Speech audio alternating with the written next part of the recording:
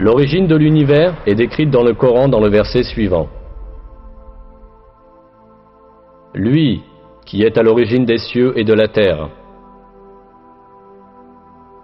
Cette information, donnée dans le Coran, est totalement en accord avec les découvertes de la science contemporaine. La conclusion, atteinte par l'astrophysique aujourd'hui, est que l'univers tout entier, ainsi que les dimensions de la matière et de l'espace, sont apparus à la suite d'une grande explosion qui a eu lieu hors du temps.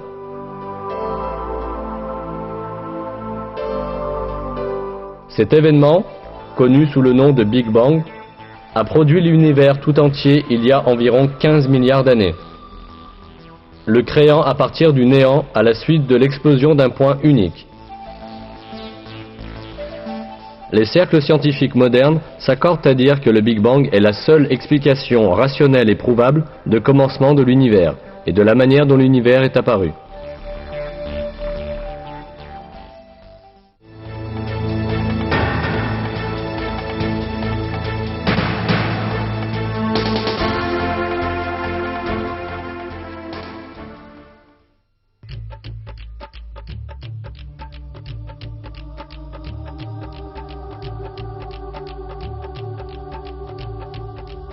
Dans le Coran, qui a été révélé voici 14 siècles à une époque où la science de l'astronomie en était à ses balbutiements, l'expansion de l'univers est décrite ainsi.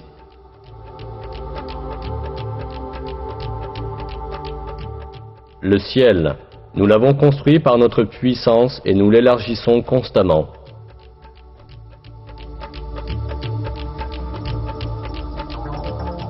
Le mot ciel, utilisé dans ce verset, est employé en divers endroits du Coran pour désigner l'espace et l'univers.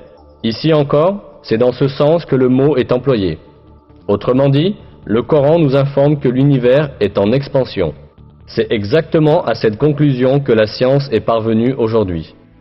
Les recherches, les observations et les calculs effectués grâce à la technologie moderne ont cependant révélé qu'en réalité, l'univers a eu un commencement et qu'il est en expansion constante. Au début du XXe siècle, le physicien russe Alexander Friedmann et le cosmologue belge Georges Lemaître ont calculé théoriquement que l'univers est en mouvement constant et en expansion.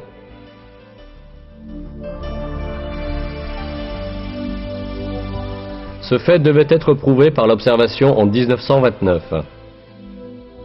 En observant le ciel avec un télescope, l'astronome américain Edwin Hubble découvrit que les étoiles et les galaxies s'éloignaient constamment les unes des autres.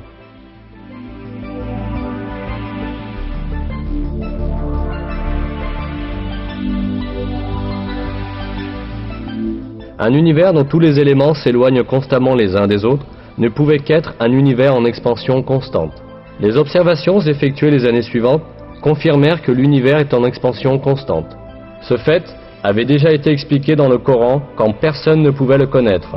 C'est parce que le Coran est la parole de Dieu, le Créateur et le Maître de l'univers tout entier.